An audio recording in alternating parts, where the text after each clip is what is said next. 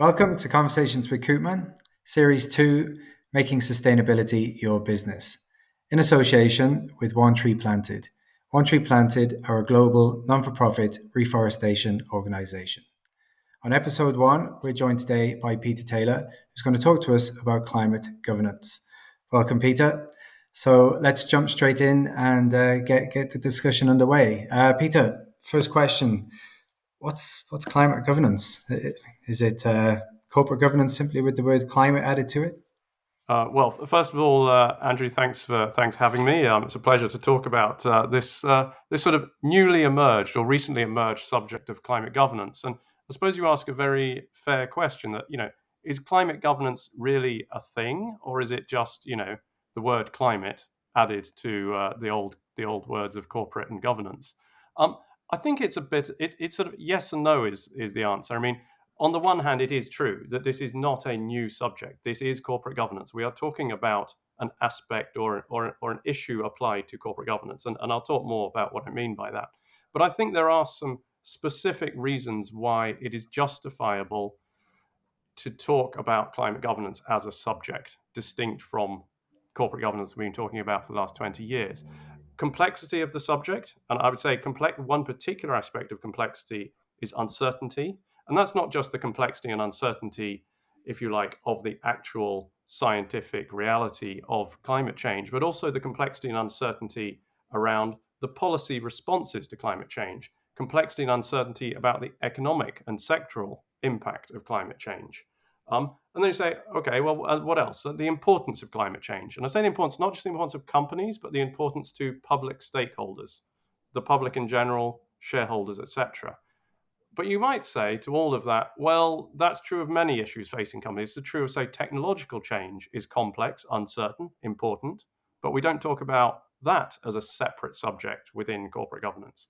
I think one particular thing with climate change that is particularly challenging, both for boards of companies and for shareholders, is the time horizon.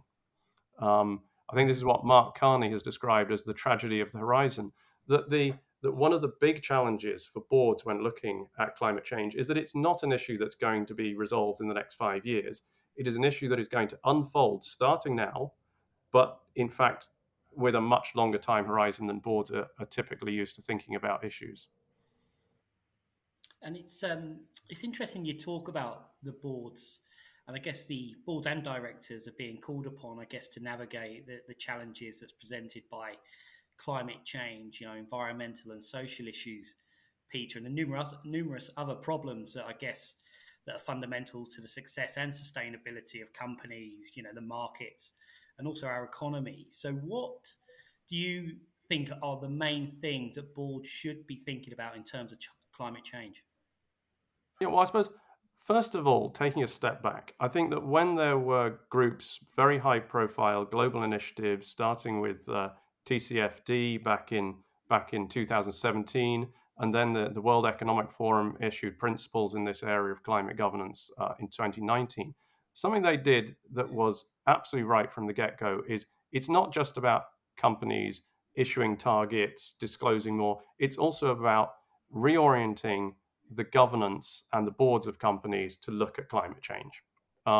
So what are some of the things that boards should be looking at within climate change? And this is where it comes we very much come back to what I was saying at the beginning, that this is not sort of some alternative to corporate governance. This is really taking the corporate governance issues that we've been looking at for the last 20 years, indeed, ever since the sort of the Cadbury Code in the early 90s and then the OECD principles in the late 90s, and taking the sort of the corporate governance issue of responsibilities of the board, relations with shareholders, transparency and disclosure, and then looking at them through the prism, through the lens of corporate governance. So, what are some of the things that the board should be tackling with? I suppose one of the first things they should be thinking about is how to have a risk management framework for climate change, and that risk management framework should start with risk assessment. Risk assessment, I suppose you could say this is true of other issues, but particularly in the area of climate change, given the uncertainties around policy, given the uncertainties around how climate change will unfold in terms of the physical impacts of climate change, scenario analysis is absolutely key to this. Coming up with different scenarios and then thinking about how do these different scenarios impact key parameters for the company. To take the example of, say, a mining company. A mining company should have different scenarios, and each scenario may have a different implied price for different commodities. Obviously, that is for a mining company. There'll be an analogous process for companies in other sectors. So looking at scenario analysis, looking at other things, what are some other responsibilities of the board? Well, obviously responding to this scenario analysis, this risk analysis, by having a strategy that comes out of that, working with the management to develop a response to climate change, to the impact on the sector and the company. What should that strategy look like? Well, that strategy will certainly have targets, but they can't simply be targets for the CEO after the CEO after the CEO after that one. So that's one of the issues with targets in this area. If the target is set way out into the future, what's the accountability mechanism for the current management and indeed the current board of the company?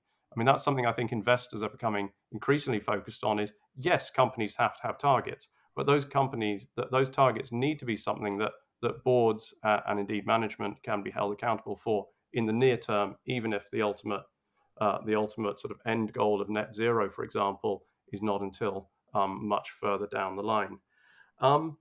Indeed, ensuring alignment with management is, I think, one of the is in itself within this subject of climate governance. There's lots of complexity, right? I mean, I'm giving it here a sort of a 60,000 foot sort of level view to kind of, in a sense, explain what does the menu look like in climate governance. Within this menu, we could dig into far more depth on many topics.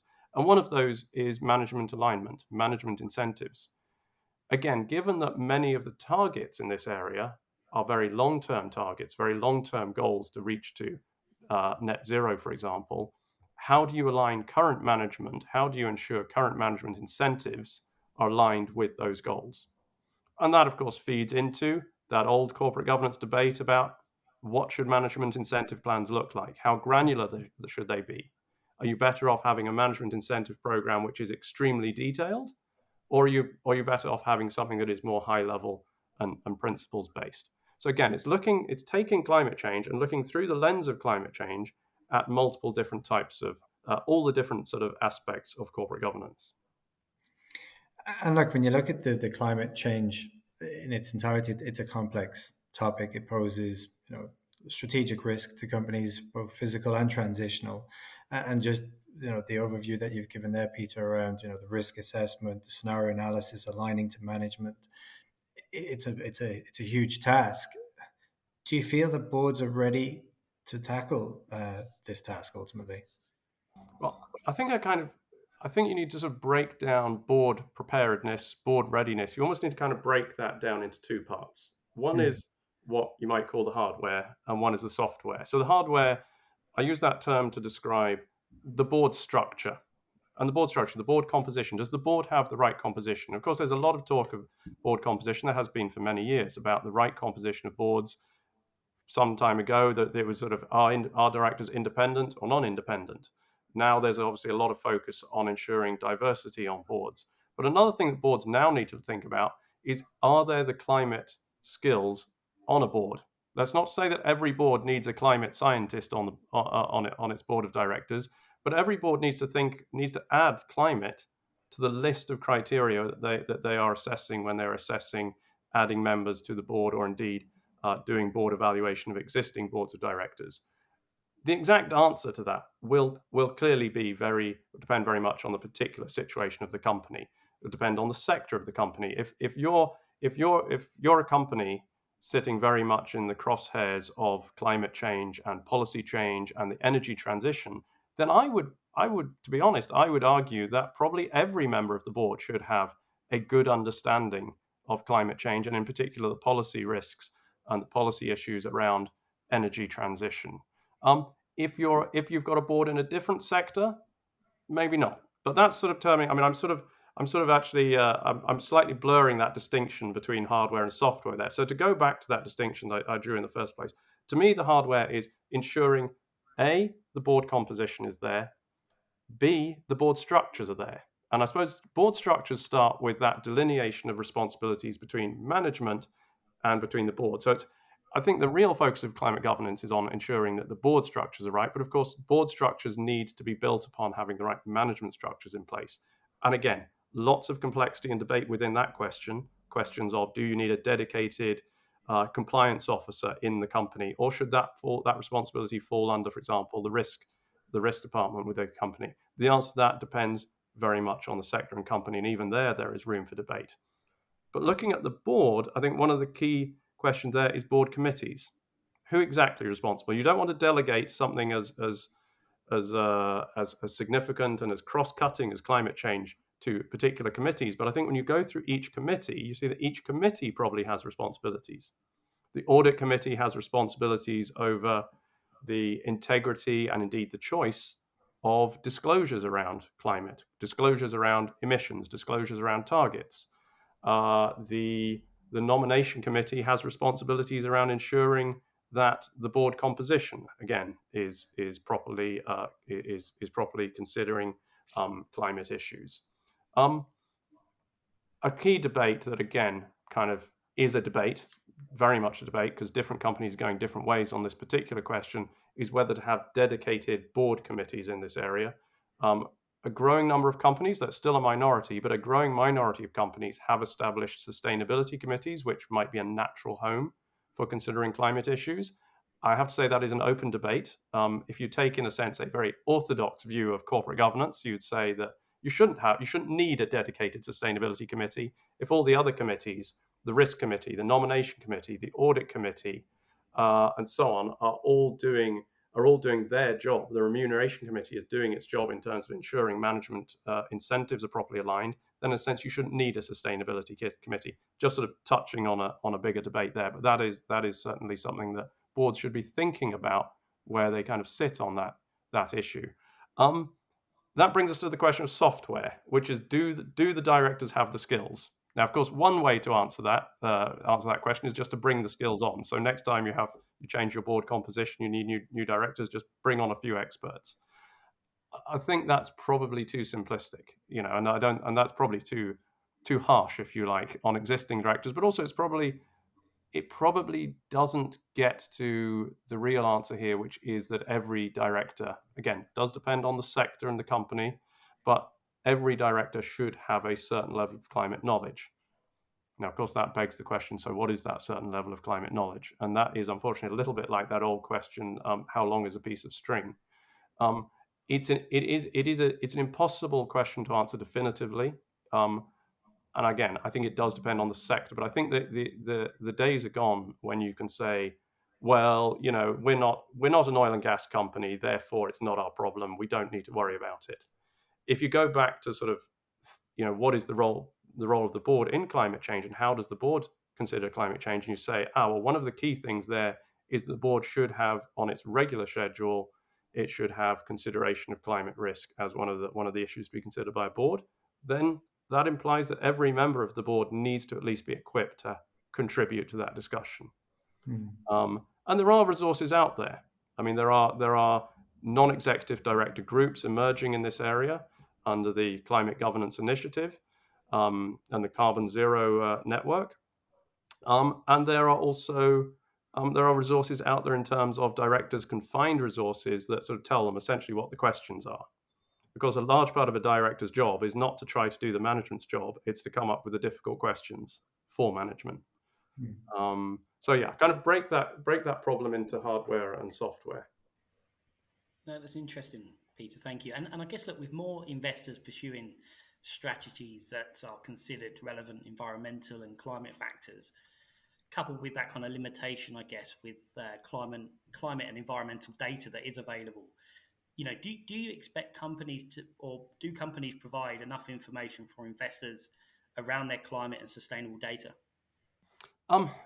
Well, that is a very rapidly changing space, and the answer today is going to be different from the answer 12 months ago, or hopefully different from the answer in 12 months' time. I mean, there is definitely an explosion of reporting in this area, and it's certainly to look at the cup half full. Clearly, there has been massive improvement.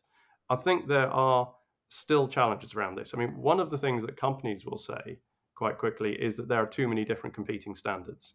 I think that is a little bit unfair because there are different standards trying to achieve different things. There are sometimes general sustainability frameworks or principles like SASB, or there are sometimes more specific to climate, like TCFD and CDP. And then within those, then they may be trying to achieve different things. TCFD is more of a is more of a framework, whereas CDP is more of a set of standards that are more sort of prescriptively arguing that companies should be doing specific things. But I think it is fair to say there's so much happening in this space. It can be somewhat disorienting and confusing for all stakeholders, not just for boards, but indeed the investors themselves, company management, and so on. One of the responses to this is that there is a certain consolidation potentially of standards and principles in this area, with the establishment coming soon of the Sustainability Standards Board. But I think there is an onus on companies, boards, and in particular perhaps their audit committees to cut through all the different options and possibilities around this area and sort of think, well, fundamentally, what should we be disclosing? I mean, I think one of the key issues is how comprehensive are the disclosures in the area of emissions. Is it just scope 1 and scope 2 emissions? That's, if you like, the direct emissions of the company, indirect emissions of the company, or is it actually looking at the supply chain? I think there's a growing appreciation that those scope 3 emissions, the supply chain, both up and down the supply chain, so both the sources, the products that are sourced by a company, and indeed the emissions of the products that they produce and sell. So I think there's a growing appreciation that it shouldn't just be scope 1 and scope 2, but should extend to scope 3 as well, notwithstanding some of the complexities around how you calculate that. So I think there is clearly a big improvement, and I think there will be a growing consensus in the next 12, 24 months around what the right way to disclose in this area. And there'll be growing scrutiny on companies that are doing the minimum. They may be producing a nice glossy sustainability report, but when it comes to those hard numbers, they're doing the minimum that they can get away with. And I say one thing that many companies are doing at the moment is focusing very much on scope 1 and scope 2, even if scope 3 emissions are the elephant in the room and are what they really have to be focused on. A particular issue that is sort of a pet subject of mine is that these disclosures of climate risks, of emissions, in particular disclosures of how a company's strategy impacts its finances. So if a company commits to net zero by 2030, for the sake of argument, a particular pet subject of mine is, how does that impact your financial statements now? How does that impact your assumptions that you use to come up with your financial statements? How does that impact the asset lives of your property, plant, and equipment? What implications does that have for impairments? I think that where we are at the moment is we're in this sort of there's this tension or this trying to not use an unkind word like contradiction. Let's say inconsistency between the amount of effort that is being put into producing glossy sustainability reports, and I'm not saying they don't have a value, they do, but the lack of feed through between that and how little companies are thinking about the implications of their climate strategy and climate risks for the actual financial statements, the audited financial statements. And for those companies, Peter, that you mentioned there that maybe are doing the minimum that's required to get by, and they've got the glossy documents, is there a case to be made then that shareholders could become more active, or are they getting more active on climate when they're voting?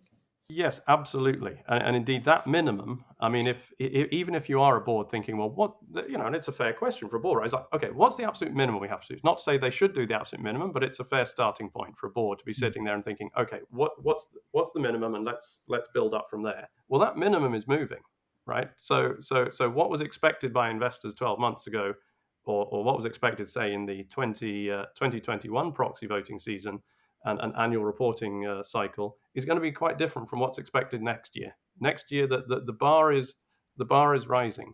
And what is some of that sort of, if you like, that? How is that some of that investor focus manifesting itself? I think it's most obviously manifesting itself in terms of what you might call climate activism. And we have sort of very high profile cases. I mean, perhaps the highest profile of all was in the case of ExxonMobil, where a small hedge fund out of San Francisco, and with a brilliant name, Engine Number One, built a coalition of investors along with, I think it was with CalPERS, and managed to actually get some dissident directors elected to the board of that company. Now that's great, and it certainly creates not only creates a huge impact on that company, but it creates a demonstration effect to the wider market. However, I think something that's also very important that's happening is a little bit less high profile, doesn't grab the headlines on the front page quite so much. Is institutional investors thinking about, okay, so how should we be changing our proxy voting policies to account for climate change? What are the criteria that would require us to say vote against the reappointment of members of the audit committee? If those members of the audit committee are not factoring in, not even if there's no evidence that they are considering climate change in the financial statements, is that something that would trigger some kind of contrary vote around the audit committee, or conceivably even around the auditor? I think that's something institutional investors are going to be thinking about very much in the next sort of 5 months, let's say, up to the proxy voting season. And indeed, it'll be interesting to see whether companies react after the event or before the event. Are companies going to head off that risk by saying, okay, so institutional investors in particular, and indeed the public in general, are much more conscious of these issues, making much greater demands for transparency, for meaningful targets, not just targets. We need to respond to that before we publish our 2021 annual reports. We need to think about that before we put directors up for election in 2022. So it's it's going to be very interesting to watch. And I say, don't just watch the high profile cases that grab the headlines. Look at what's happening in terms of the much more systemic. Is there systemically a raising of the bar in terms of investor expectations, feeding through to changing policies around how institutions will vote in the upcoming proxy voting season? Interesting. And yeah, as you say, watch this space. And I think just maybe as a bit of an ending point from my side, we've talked about there being a dismissive view within companies that, look, your corporate governance works, so your climate governance works.